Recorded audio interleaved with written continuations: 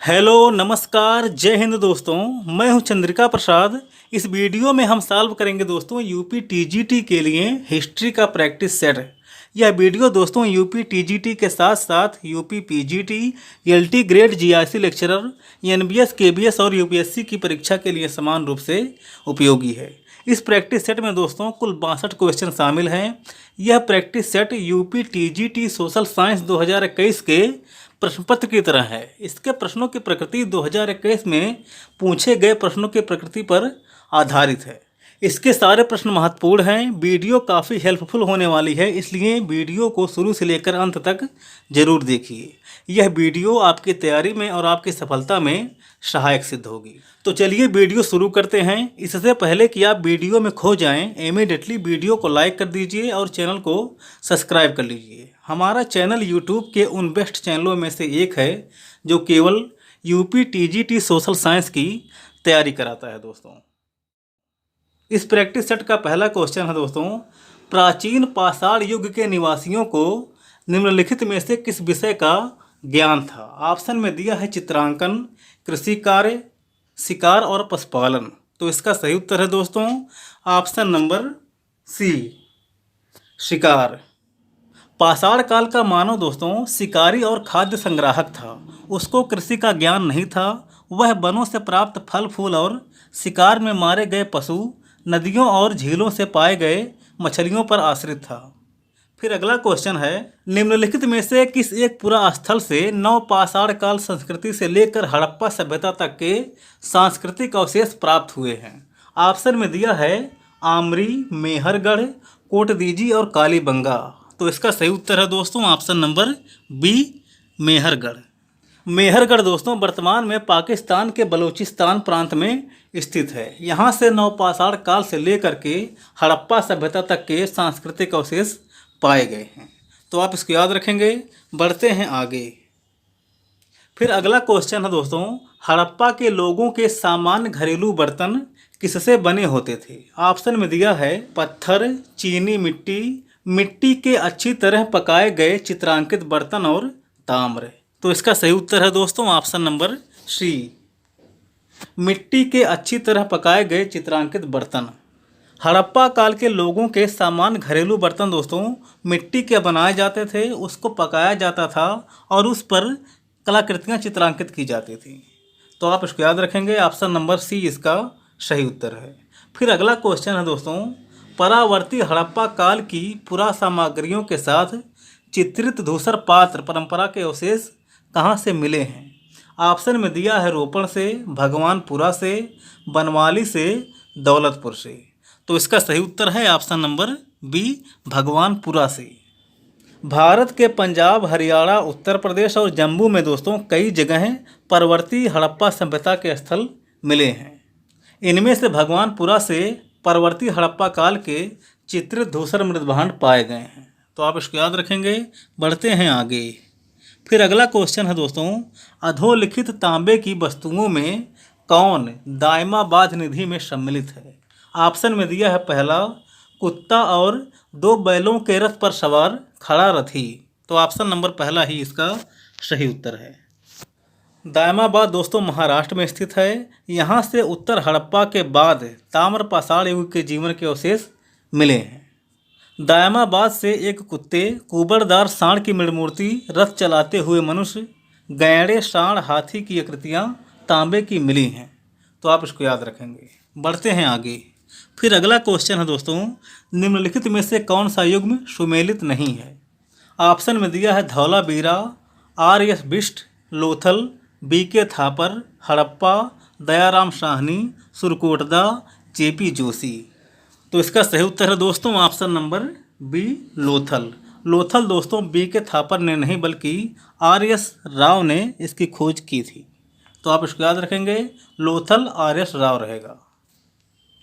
फिर अगला क्वेश्चन है दोस्तों, निम्नलिखित में से कौन सा युग्म सुमेलित है?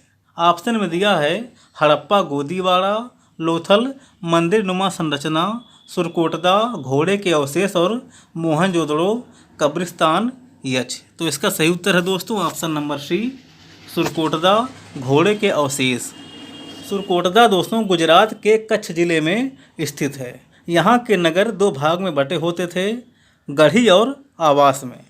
यहाँ के कब्रिस्तान से कलश समाधान के प्रमाण मिले हैं। यहाँ से घोड़े के कुछ हड्डियाँ मिली हैं। तो ऑप्शन नंबर सी इसका सही उत्तर है। सुरकोटदा से घोड़े के अवशेष प्राप्त हुए हैं, आप इसको याद रखेंगे। फिर अगला क्वेश्चन है, नाप तौल का प्रारंभ भारत में कब हुआ? ऑप्शन में दिया है नवप्रस्तर युग, 16 महाजनपद, सिंधु सभ्यता और मौर्य काल। तो इसका सही उत्तर है दोस्तों ऑप्शन नंबर सी, सिंधु सभ्यता। नाप तौल का प्रारंभ भारत में सिंधु सभ्यता से हुआ। इस काल में क्रय विक्रय वस्तु विनिमय के माध्यम से किया जाता था। मोहनजोदड़ो और लोथल से हाथी के दांत से बने हुए तराजू के पलड़े मिले हैं। उनके बाँट मुख्यतः घनाकार होते थे। तो आप इसको याद रखेंगे, ऑप्शन नंबर सी वाला इसका सही उत्तर है। फिर अगला क्वेश्चन है दोस्तों, ऋग्वेद में घोड़े का कितनी बार उल्लेख हुआ है? ऑप्शन में दिया है 256, 176, 356 और 221। तो इसका सही उत्तर है दोस्तों ऑप्शन नंबर पहला, 256। पुरातात्विक स्रोतों से यह विवरण मिलता है कि ऋग्वेद में घोड़े का उल्लेख 200 से अधिक बार हुआ है। तो इनमें से दोस्तों सबसे सटीक उत्तर पहला है, आप इसको याद रखेंगे। फिर अगला क्वेश्चन है दोस्तों, अद्वैत काल की अनुभूति किस काल में हुई थी? ऑप्शन में दिया है ऋग्वैदिक काल, उत्तर वैदिक काल, शंकराचार्य के समय, स्वामी दयानंद के समय। तो इसका सही उत्तर है दोस्तों ऑप्शन नंबर बी, उत्तर वैदिक काल। अद्वैत काल या अद्वैतवाद की अनुभूति उत्तर वैदिक काल की अंतिम अवस्था में हुई थी। वैदिक काल के अंतिम दौर में पुरोहितों के प्रभुत्व और याक्षिक कर्मकांडों का उपनिषदों के द्वारा विरोध किया गया, जिसका चरम विकास जैन और बौद्ध आंदोलनों में परिलक्षित होता है। उपनिषदीय विचारकों ने मोक्ष प्राप्ति के उद्देश्य के लिए ज्ञान मार्ग का प्रतिपादन किया। ज्ञान मार्ग था ब्रह्म और आत्मा के मध्य अद्वैतवाद का अनुभव। तो आप इसको याद रखेंगे, ऑप्शन नंबर बी इसका सही उत्तर है। अद्वैत काल की अनुभूति उत्तर वैदिक काल में हुई थी। फिर अगला क्वेश्चन है दोस्तों, भारतीय संस्कृति की आधारशिला क्या है? ऑप्शन में दिया है मानव कल्याण, गाय, गंगा और ऋग्वेद। तो इसका सही उत्तर है दोस्तों ऑप्शन नंबर डी, ऋग्वेद। साहित्य का सबसे प्राचीन ग्रंथ ऋग्वेद है। ऋग्वेद काल 1500 से 1000 ईसा पूर्व के मध्य में माना जाता है। ऋग्वेद में तत्कालीन धार्मिक, राजनीतिक, सामाजिक और आर्थिक गतिविधियों की जानकारी दी गई है। इसीलिए भारतीय संस्कृति की आधारशिला ऋग्वेद को माना जाता है। तो आप इसको याद रखेंगे। बढ़ते हैं आगे। फिर अगला क्वेश्चन है दोस्तों, जैन धर्म का ईश्वर के प्रति क्या विचार था? ऑप्शन में दिया है ईश्वर में विश्वास, ईश्वर में अविश्वास, तीर्थंकरों में विश्वास, देवी देवताओं में विश्वास। तो इसका सही उत्तर है दोस्तों ऑप्शन नंबर बी, ईश्वर के प्रति अविश्वास। जैन धर्म में दोस्तों ईश्वर के अस्तित्व को स्वीकार नहीं किया गया है। शुद्ध और नैतिक जीवन, विशेष रूप से जीव दया और अहिंसा पर जोर दिया गया है। जैन धर्म के अनुसार मनुष्यों के पुनर्जन्म पर उसके सत्कर्मों और दुष्कर्मों का प्रभाव पड़ता है। तो ऑप्शन नंबर बी इसका सही उत्तर है, आप इसको याद रखेंगे। फिर अगला क्वेश्चन है दोस्तों, महावीर जैन ने किस भाषा में अपना प्रवचन दिया था? ऑप्शन में दिया है पाली, मागधी, सूरसेनी और अर्धमागधी। तो इसका सही उत्तर है दोस्तों option number D, Ardhamagadhi. Bihar में मगध के लोगों की भाषा अर्धमागधी थी। यह भाषा 600 ईसा पूर्व से लेकर के 100 ईसा पूर्व के मध्य बोली गई। अधिकतम सीमा तक धर्म के संदेश को प्रसारित करने के लिए महावीर और उनके गणधरों ने अर्धमागधी भाषा को अपने प्रवचन का माध्यम बनाया। तीर्थंकर महावीर के द्वारा आम जन की सुगम भाषा के प्रयोग से दूरगामी प्रभाव पड़ा। तो आप इसको याद रखेंगे।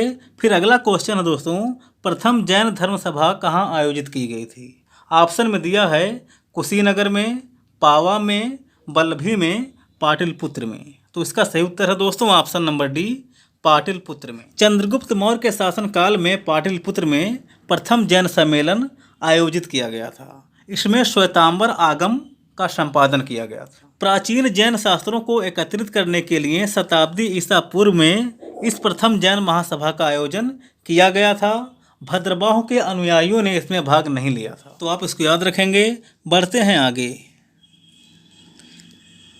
फिर अगला क्वेश्चन है दोस्तों, दक्षिण भारत में जैन धर्म का प्रसार किसके नेतृत्व में हुआ? ऑप्शन में दिया है स्थलबाहु, भद्रबाहु, अशोक और बिंदुसार। तो इसका सही उत्तर है दोस्तों ऑप्शन नंबर बी, भद्रबाहु। दक्षिण भारत में भद्रबाहु के नेतृत्व में जैन धर्म का प्रसार हुआ। मौर्य सम्राट चंद्रगुप्त भद्रबाहु का शिष्य था। परशिष्ट बर्मन के अनुसार जीवन के अंतिम समय में चंद्रगुप्त ने जैन धर्म स्वीकार कर लिया था और भद्रबाहु के साथ श्रवणबेलगोला आ गया था। यहीं पर भद्रबाहु और चंद्रगुप्त की मृत्यु हुई थी। श्रवणबेलगोला में ही भद्रबाहु गुफा और चंद्रगिरी पर्वत है। फिर अगला क्वेश्चन है दोस्तों, सती प्रथा का प्रथम अभिलेखीय साक्ष्य कहाँ से प्राप्त हुआ है? ऑप्शन में दिया है एरण से, जूनागढ़ से, मंदसौर से, सांची से। तो इसका सही उत्तर है दोस्तों ऑप्शन नंबर ए, एरण से। एरण से सती प्रथा का प्रथम अभिलेखीय साक्ष्य प्राप्त हुआ है। यह अभिलेख 510 ईस्वी का है, जिसमें गोपराज नामक सेनापति की पत्नी के सती होने के बारे में बताया गया है। तो आप इसको याद रखेंगे, ऑप्शन नंबर पहला इसका सही उत्तर है। फिर अगला क्वेश्चन है दोस्तों, अपने शासनकाल के किस वर्ष में अशोक बुद्ध की जन्मस्थली लुम्बिनी गया? ऑप्शन में दिया है 32वें वर्ष, 26वें वर्ष, 20वें वर्ष और 13वें वर्ष। तो इसका सही उत्तर है दोस्तों ऑप्शन नंबर सी, 20वें वर्ष। मौर्य सम्राट अशोक अपने शासनकाल के 20 वर्ष बाद बुद्ध की जन्मस्थली लुम्बिनी गया और यहाँ पर उसने शिला स्तंभ स्थापित करवाया। बुद्ध की जन्मस्थली होने के कारण उसने यहाँ का कर घटाकर 1/8 कर दिया था। फिर अगला क्वेश्चन है दोस्तों, केवल एक ही शिलालेख है जिसमें अशोक ने करारोपण के बारे में बात की है। इनमें से कौन सा वह शिलालेख है? तो यह है दोस्तों रुम्मनदेई स्तंभ शिलालेख। ऑप्शन नंबर सी इसका सही उत्तर है। अशोक ने अपने राज्याभिषेक के 20 वर्ष पश्चात लुम्बिनी की यात्रा की और यहाँ पर रुम्मनदेई स्तंभ शिलालेख स्थापित करवाया। बुद्ध की जन्मस्थली होने के कारण लुम्बिनी ग्राम से धार्मिक कर को मुक्त कर दिया और यहाँ का राजस्व 1/6 से घटाकर 1/8 कर दिया था। तो ये सारी बातें करारोपण से संबंधित हैं और यह रुम्मनदेई स्तंभ लेख पर उत्कीर्ण है। तो आप इसको याद रखेंगे। बढ़ते हैं आगे। फिर अगला क्वेश्चन है दोस्तों, निम्नलिखित में से कौन सी लिपियां अशोक के अभिलेखों में प्रयुक्त की गई हैं? ऑप्शन में दिया है पहला ब्राह्मी, खरोष्टी, आर्मेयिक और ग्रीक। यही इसका सही उत्तर है दोस्तों ऑप्शन नंबर पहला। अशोक के अभिलेखों में ब्राह्मी, खरोष्टी, आर्मेयिक और ग्रीक लिपियां प्रयुक्त हुई हैं। भारत के मुख्य क्षेत्र से प्राप्त अशोक के शिलालेख जहां ब्राह्मी में हैं, वहीं उत्तर पश्चिमी सीमा और उसके बाहर से प्राप्त शिलालेख अन्य लिपियों में हैं। अशोक का शाहबाज गढ़ी से प्राप्त अभिलेख खरोष्टी लिपि में है, जबकि कालसी, गिरनार और मेरठ से प्राप्त अभिलेख ब्राह्मी लिपि में है। तो आप इसको याद रखेंगे। फिर अगला क्वेश्चन है, मेगस्थनीज के अनुसार भारत में कितनी जातियाँ थीं? ऑप्शन में दिया है 5, 6, 7 और 8। तो इसका सही उत्तर है दोस्तों ऑप्शन नंबर सी, 7। मेगस्थनीज के अनुसार भारत में 7 जातियाँ थीं। वह भारतीय समाज में दास प्रथा के प्रचलन की बात नहीं करता। मेगस्थनीज के अनुसार मौर्य काल में कोई भी व्यक्ति ना तो अपनी जात से बाहर विवाह कर सकता था और ना ही कोई दूसरा पेशा अपना सकता था। तो आप इसको याद रखेंगे, ऑप्शन नंबर सी इसका सही उत्तर है।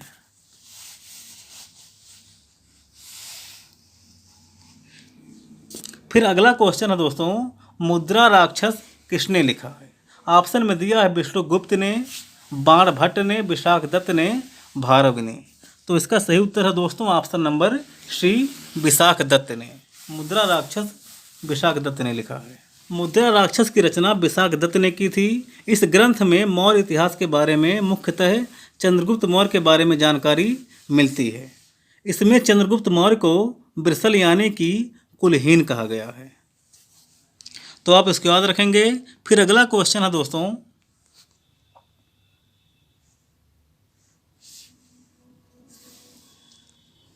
गुप्त काल में किस धर्म का सबसे अधिक विकास हुआ? ऑप्शन में दिया है बौद्ध धर्म, जैन धर्म, पौराणिक धर्म, यवनों का धर्म। तो इसका सही उत्तर है दोस्तों ऑप्शन नंबर सी, पौराणिक धर्म। हिंदू धर्म का व्यापक प्रचार प्रसार पुराणों द्वारा संभव हुआ। पौराणिक धर्म में वैदिक, अवैदिक तथा जनसाधारण के धार्मिक विश्वासों का समन्वय दिखाई देता है। शिव और विष्णु वैदिक देवताओं को ग्रहण कर पुराणों ने उन्हें नवीन रूप दिया। गुप्त राजाओं के काल में पौराणिक धर्म की उन्नति हुई। गुप्त शासकों ने परम भागवत की उपाधि ग्रहण की थी। तो आप इसको याद रखेंगे, ऑप्शन नंबर सी इसका सही उत्तर है। फिर अगला क्वेश्चन है दोस्तों, निम्नलिखित में से किसने धर्म महाराज की उपाधि धारण की थी, जिसका औचित्य उसके द्वारा अश्वमेध सहित अनेक वैदिक यज्ञों के संपादित करने से सिद्ध होता है। ऑप्शन में दिया है प्रवरसेन प्रथम, समुद्रगुप्त, सर्वतात और पुष्यमित्र। तो इसका सही उत्तर है दोस्तों ऑप्शन नंबर पहला, प्रवरसेन प्रथम। वाकाटक वंश का पहला प्रसिद्ध शासक प्रवरसेन हुआ। वाकाटक वंश का यह एकमात्र ऐसा शासक था जिसने सम्राट की उपाधि धारण की थी। इसके साथ इसकी अन्य उपाधियां थी धर्म महाराज। प्रवरसेन प्रथम एक धर्मनिष्ठ ब्राह्मण था जिसने 4 अश्वमेध, 1 वाजपेय और कई यज्ञों का अनुष्ठान करवाया था। तो आप इसको याद रखेंगे। बढ़ते हैं आगे। फिर अगला क्वेश्चन है दोस्तों, निम्नलिखित में से किस इतिहास लेखक ने कहा कि अमीरों को उनके एकताओं के एवज में ऋण देकर मुल्तानी व्यापारी व शाह यानी कि महाजन बहुत धनी हो गए हैं। ऑप्शन में दिया है मिनहाज उस सिराज, जियाउद्दीन बर्नी, शम्स सिराज अफीफ और याहिया बिन सरहिंदी। तो इसका सही उत्तर है दोस्तों ऑप्शन नंबर बी, जियाउद्दीन बर्नी। जियाउद्दीन बर्नी दिल्ली के व्यापारी एवं महाजन का वर्णन करते हुए कहता है कि मुल्तानी लोग और दिल्ली के व्यापारी व महाजन अमीरों को उनके एकताओं के एवज में ऋण देकर इतने धनी बन गए हैं कि केवल उनके ही घरों में सोना और चांदी पाई जा सकती थी। जियाउद्दीन बर्नी की रचना फतवा ए जहांदारी, तारीख ए फिरोजशाही और कुब्बतुल तवारीख आदि है। बर्नी 17 साल तक मोहम्मद बिन तुगलक के संरक्षण में था। तो आप इसको याद रखेंगे, ऑप्शन नंबर बी वाला इसका सही उत्तर है। फिर अगला क्वेश्चन है दोस्तों, भारत में शाही दोहरा गुंबद का पहला उपयोग निम्नलिखित में से किस इमारत में प्रमाणीकृत हुआ। ऑप्शन में दिया है बाबर का मकबरा, हुमायूं का मकबरा, सिकंदर लोदी का मकबरा और शेर शाह का मकबरा। तो इसका सही उत्तर है दोस्तों option number C, Sikandar Lodi का मकबरा। सिकंदर लोदी का मकबरा 2 प्रकार से महत्वपूर्ण है। पहला है दोहरे गुंबद का प्रयोग और दूसरा है चहारदीवारी से घिरा होना। तो ऑप्शन नंबर सी इसका सही उत्तर है, आप इसको याद रखेंगे। भारत में शाही दोहरा गुंबद सिकंदर लोदी के मकबरे में प्रयोग किया गया है। फिर अगला क्वेश्चन है दोस्तों, तारीख ए हिंद पुस्तक इनमें से किसने लिखा है। ऑप्शन में दिया है अबुल फजल, अमीर खुसरो, अमीर हसन और अलबरूनी। तो इसका सही उत्तर है दोस्तों ऑप्शन नंबर डी, अलबरूनी। पुराणों का अध्ययन करने वाला प्रथम मुसलमान अलबरूनी था। उसका जन्म 973 ईस्वी में हुआ था। वह ख्वारिज्म का रहने वाला था और महमूद गजनबी के साथ भारत आया था। अलबरूनी ने अरबी भाषा में तहकीक ए हिंद की रचना की है, जिसको तारीख ए हिंद के नाम से भी जाना जाता है। फिर अगला क्वेश्चन है दोस्तों, दिल्ली सल्तनत के इतिहास में किस वंश ने सबसे लंबी अवधि तक शासन किया था। ऑप्शन में दिया है गुलाम वंश, खिलजी वंश, तुगलक वंश और लोदी वंश। तो इसका सही उत्तर है दोस्तों ऑप्शन नंबर सी, तुगलक वंश। तुगलक वंश के शासकों ने 1320 से लेकर 1414 ईस्वी तक शासन किया। दिल्ली सल्तनत के इतिहास में तुगलक वंश ने सबसे लंबी अवधि तक शासन किया था। तो आप इसको याद रखेंगे। बढ़ते हैं आगे। फिर अगला क्वेश्चन है दोस्तों, रजिया को उत्तराधिकारी बनाने वाली शाही विज्ञप्ति की रचना इल्तुतमिश के लिए किसने की। ऑप्शन में दिया है मिनहाज उस सिराज, जियाउद्दीन बर्नी, मुशरिफ अल मुमालिक और इशामी। तो इसका सही उत्तर है दोस्तों ऑप्शन नंबर पहला, मिनहाज उस सिराज। रजिया को उत्तराधिकारी बनाने वाली शाही विज्ञप्ति की रचना मिनहाज उस सिराज ने इल्तुतमिश के लिए की थी। मिनहाज उस सिराज इल्तुतमिश के संरक्षण में था। उसने तबकात ए नासिरी नामक एक पुस्तक की रचना की है। फिर अगला क्वेश्चन है दोस्तों, किस दिल्ली सुल्तान ने घोड़ों को दागने की प्रथा प्रारंभ की? ऑप्शन में दिया है इल्तुतमिश, बलबन, अलाउद्दीन खिलजी और फिरोज शाह तुगलक। तो इसका सही उत्तर है दोस्तों option number C, Alauddin Khilji. Delhi के सुल्तानों में अलाउद्दीन खिलजी पहला सुल्तान था जिसने केंद्र में एक शक्तिशाली अस्थायी सेना की स्थापना की। उसने घोड़ों को दागने की प्रथा तथा सैनिकों के हुलिया लिखने की प्रथा प्रारंभ करवाई। तो आप इसको याद रखेंगे, ऑप्शन नंबर सी इसका सही उत्तर है। फिर अगला क्वेश्चन है दोस्तों, दिल्ली सल्तनत के किस सुल्तान ने यह घोषणा की थी कि राजा का कोई सगा संबंधी नहीं होता? ऑप्शन में दिया है इल्तुतमिश, अलाउद्दीन खिलजी, मोहम्मद तुगलक और इब्राहिम लोदी। तो इसका सही उत्तर है दोस्तों option number D, Ibrahim Lodi. Delhi सल्तनत में लोदी वंश के शासक इब्राहिम लोदी ने कहा था कि राजा का कोई सगा संबंधी नहीं होता है। यह लोदी वंश का अंतिम शासक था। इतिहासकार नियमतुल्लाह के अनुसार इब्राहिम लोदी के अतिरिक्त भारत का और कोई भी सुल्तान रणयुद्ध में नहीं मरा था। तो आप इसको याद रखेंगे। फिर अगला क्वेश्चन है दोस्तों, 1620 ईस्वी में जहांगीर ने किसके नेतृत्व में कांगड़ा के विरुद्ध अभियान भेजा था? ऑप्शन में दिया है राजा बिक्रमजीत, महावत खां, नवाब मुर्तजा खां और सैयद सदर जहां। तो इसका सही उत्तर है दोस्तों ऑप्शन नंबर पहला, राजा बिक्रमजीत। उत्तर पूर्व पंजाब में कांगड़ा की सुंदर घाटी है। कांगड़ा का किला एक पहाड़ी पर बना था। अकबर के शासनकाल में पंजाब के सूबेदार हसन कुली खां ने इसको जीतने का प्रयास किया था किंतु वह असफल रहा। शहजादा खुर्रम के नेतृत्व में राजा बिक्रमजीत ने 1620 ईस्वी में इस किले को घेर लिया और 4 महीने तक घेरे रहने के बाद इसको जीत लिया था। तो ऑप्शन नंबर पहला ही इसका सही उत्तर है, आप इसको याद रखेंगे। बढ़ते हैं आगे। फिर अगला क्वेश्चन है दोस्तों, मुगल काल में इजरा क्या था? ऑप्शन में दिया है राजस्व कृषि की एक व्यवस्था, कर संग्रहण की एक व्यवस्था, व्यापार पर लगने वाला कर और गैर मुस्लिम पर लगने वाला कर। तो इसका सही उत्तर है दोस्तों ऑप्शन नंबर पहला, राजस्व कृषि की एक व्यवस्था थी इजरा। इजरा या इजारा दोस्तों ठेका प्रणाली पर आधारित मुगल कालीन राजस्व कृषि की एक व्यवस्था थी। इसके अंतर्गत जागीरदारों द्वारा किसानों से अत्यधिक भू राजस्व वसूली के लिए कृषि भूमि को ठेका पर दिया जाता था। इसे इजारादारी व्यवस्था भी कहते हैं। तो आप इसको याद रखेंगे, ऑप्शन नंबर पहला इसका सही है। फिर अगला क्वेश्चन है दोस्तों, चित्रकला की किस शैली को निहाल चंद ने समृद्ध किया? ऑप्शन में दिया है बूंदी, गुलेर, किशनगढ़ और कोटा। तो इसका सही उत्तर है दोस्तों option number C, Kishangarh. Rajasthan की किशनगढ़ चित्रकला शैली अपने श्रृंगारिक चित्रों के लिए पूरे देश में जानी जाती है। इस शैली पर मुगल कला का भी गहरा प्रभाव पड़ा। इस शैली के चित्रों में भाव अभिव्यक्ति की गहराई अद्भुत है। इस शैली के प्रमुख कलाकार हैं अमीर चंद्र, छोटू, निहाल चंद, भवानी दास, सीताराम आदि। फिर अगला क्वेश्चन है दोस्तों, किसके विरुद्ध शाहजहां ने करतारपुर का युद्ध लड़ा था? ऑप्शन में दिया है गुरु हरराय, गुरु हरकिशन, गुरु हरगोबिंद सिंह और गुरु तेग बहादुर। तो इसका सही उत्तर है दोस्तों ऑप्शन नंबर सी, गुरु हरगोबिंद सिंह। 1635 में करतारपुर का युद्ध शाहजहां की सेना और गुरु गोबिंद सिंह की सेना के बीच में हुआ था।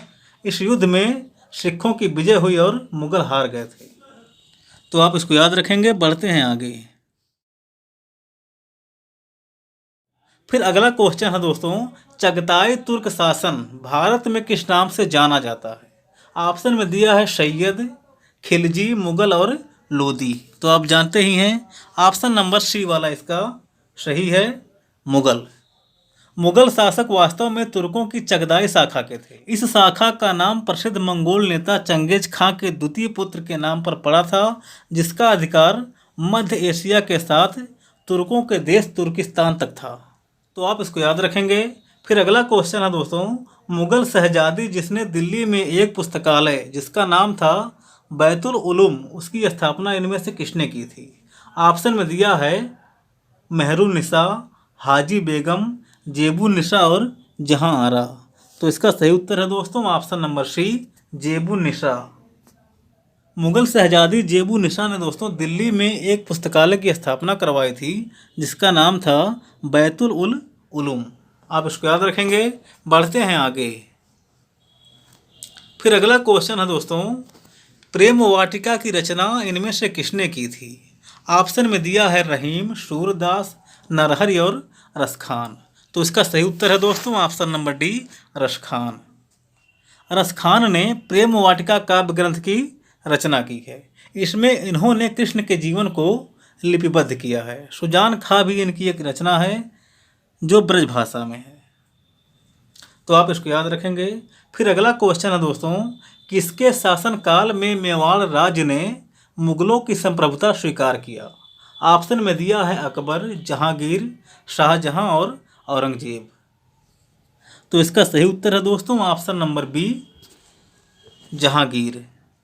राणा अमर सिंह और मुगल बादशाह जहांगीर के बीच में दोस्तों 1615 ईस्वी में चित्तौड़गढ़ की संधि हुई थी। इसमें राणा अमर सिंह ने मुगलों की अधीनता स्वीकार की थी। तो आप इसको याद रखेंगे। फिर अगला क्वेश्चन है दोस्तों, निम्नलिखित में से कौन सा युग्म सही ढंग से मेल नहीं खाता है? ऑप्शन में दिया है पहला 1540 कन्नौज का युद्ध, दूसरा 1539 चौसा का युद्ध, तीसरा है 1531 दादर का युद्ध और चौथा है 1555 में सरहिंद का युद्ध। तो इसका सही उत्तर है दोस्तों ऑप्शन नंबर सी, दादर का युद्ध। ये चारों युद्ध दोस्तों हुमायूं के द्वारा लड़े गए थे। इनमें से दादर का युद्ध 1532 ईस्वी में हुआ था। दादर के युद्ध को दोहरिया का युद्ध भी कहा जाता है। आप इसको याद रखेंगे। बढ़ते हैं आगे।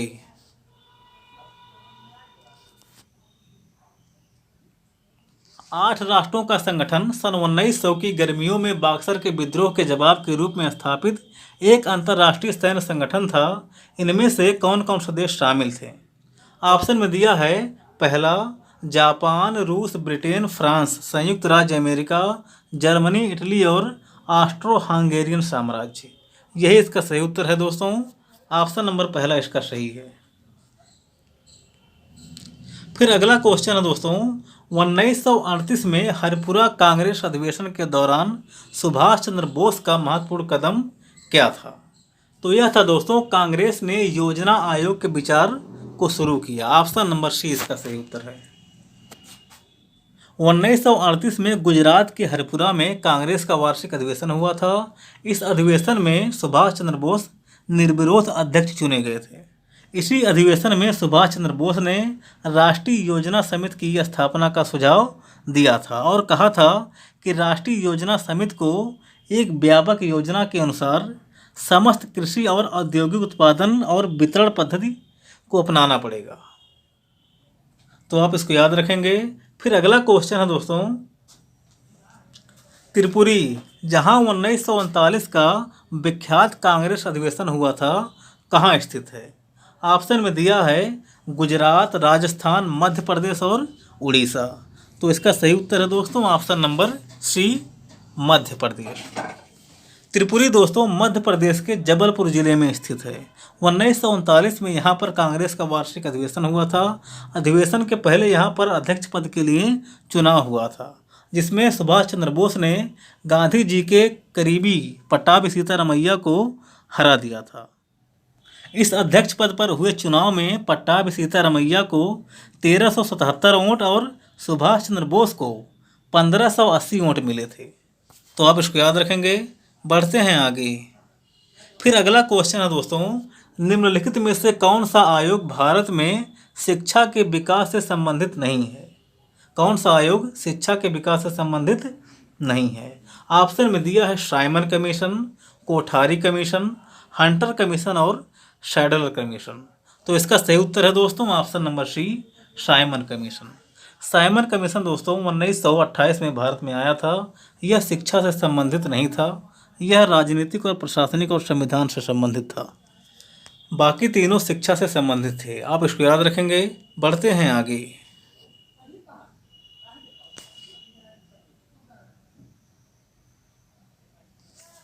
फिर अगला क्वेश्चन है दोस्तों, सूची 1 के कृषि नवाचारों को सूची 2 के प्रथम ज्ञात प्रमाणों के साथ सुमेलित कीजिए और नीचे दिए गए कूट से सही उत्तर का चयन कीजिए। इसमें पहला है दोस्तों, भारत में गुलाब की खेती का प्रथम सीधा संदर्भ। इसका प्रथम ज्ञात प्रमाण मिला है बर्नी से 1357 में, तो पहले का हो जाएगा तीसरा। दूसरा है रेशम उत्पादन का बंगाल में उल्लेख। इसका प्रथम ज्ञात प्रमाण मिला है दोस्तों माहुआन से 1422 में, तो बी का हो जाएगा चौथा। तीसरा है बीज बोने की भारतीय मशीन की प्रथम जानकारी।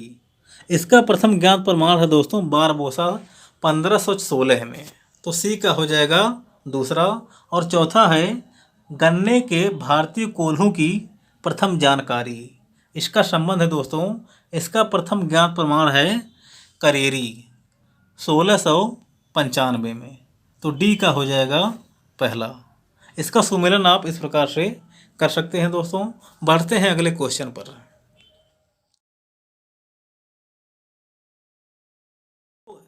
फिर अगला क्वेश्चन है दोस्तों, निम्नलिखित में से कौन सा सही सुमेलित नहीं है। ऑप्शन में दिया है पहला देवराय द्वितीय अब्दुल रज्जाक, दूसरा है मोहम्मद बिन तुगलक इब्न बतूता, तीसरा है महमूद गजनबी अलबरूनी और चौथा है बलबन मार्को पोलो। इसमें दोस्तों शासक और उनके समय में आने वाले विदेशी यात्रियों का सुमेलन कराना है। इसमें दोस्तों ऑप्शन नंबर डी इसका सुमेलित नहीं है, बाकी सब सुमेलित है। मार्को पोलो दोस्तों इटली के वेनिस का एक यात्री था। यह बर्मन के शासनकाल में नहीं बल्कि पांड्य शासक मार बर्मन कुलशेखर के शासनकाल में भारत आया था। फिर अगला क्वेश्चन है दोस्तों, राजपूताना के बिजौलिया आंदोलन का प्रमुख नेता कौन था। तो यह था दोस्तों Vijay Singh Pathik. Option number C इसका सही उत्तर है। बिजौलिया आंदोलन दोस्तों 1897 ईस्वी में राजस्थान के मेवाड़ क्षेत्र में स्थित बिजौलिया नामक गांव में हुआ था। विजय सिंह पथिक इसके प्रमुख नेता थे।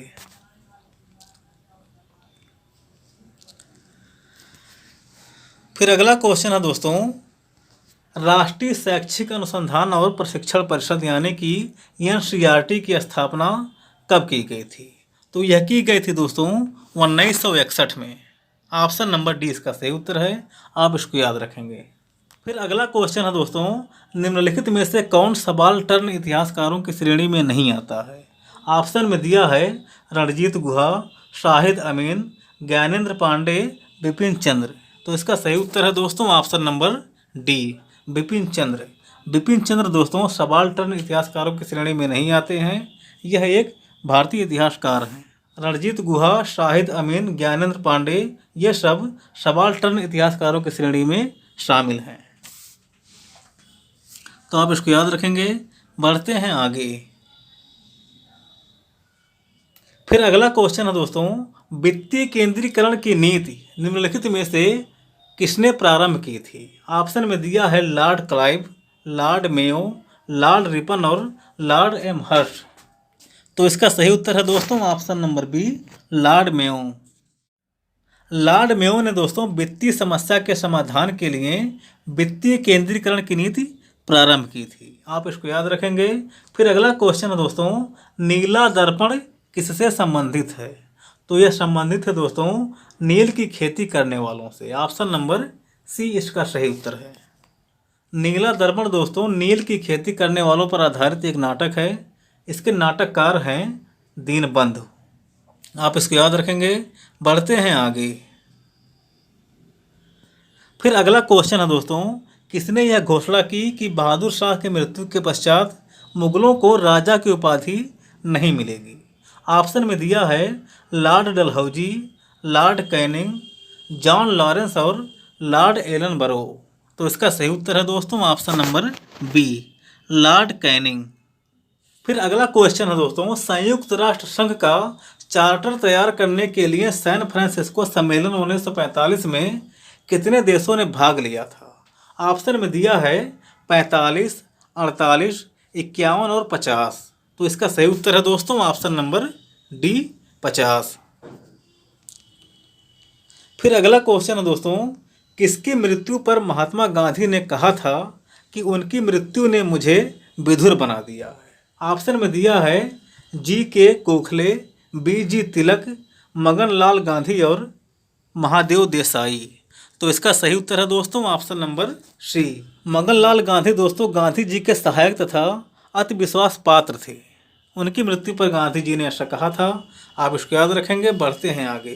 फिर अगला क्वेश्चन है दोस्तों, निम्नलिखित में से किस गवर्नर जनरल के विषय में कहा गया है कि वह एक ऐसा मोटर चालक है जो अपना सारा समय मशीन के भिन्न भिन्न भागों को पॉलिश करने में लगाता है, किंतु वह मोटर को चलाता नहीं है, क्योंकि उसे यह ज्ञान नहीं है कि उसे कहाँ जाना है। ऑप्शन में दिया है Lord Dalhousie, Lord Curzon, Lord Canning और लॉर्ड लिटन।